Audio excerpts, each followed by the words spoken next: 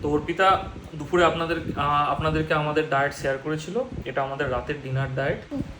তো আমাদের কন্ট্রোল আর diet maintain করার খাবারের রাত্রেবেলায় ডিনারের আজকে মেনু আমরা 550 কিলো ক্যালোরি হিট করার চেষ্টা করছি রাত্রেবেলাতে।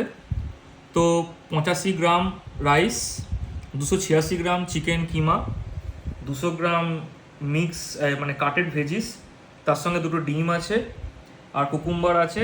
টোটাল আমাদের ক্যালোরি কাউন্ট হচ্ছে 550 কিলো ক্যালোরি পার পার্সন হবে রাত্রেবেলায়। তাতে আমার যা 1986 কিলো ক্যালোরির মতো সারাদিন লাগে, তার থেকে 400 থেকে 300 কিলো ক্যালোরির মতন কম হয়েছে আজকে। কালকেও সেরকমই ছিল। অর্পিতার একটুখানি বেশি, অর্পিতা 100 থেকে 150 কিলো ক্যালোরির মতন শর্ট আছে।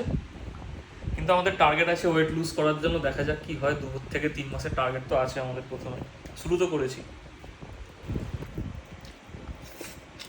একটা জিনিস বলতে ভুলে গেছিলাম, এতে খালি half table spoon of mustard oil আছে, মেবি হাফের থেকেও লেস।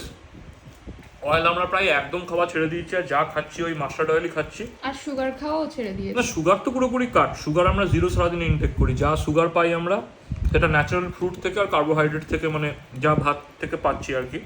তাও কার্বোহাইড্রেট আমাদের টোটাল ডায়েটের প্রচুর কম পরিমাণে থাকে, তো সুগার তো হয় না। সুগার কাট না করলে কোনোভাবেই আর কি ওয়েট লস করা পসিবল না।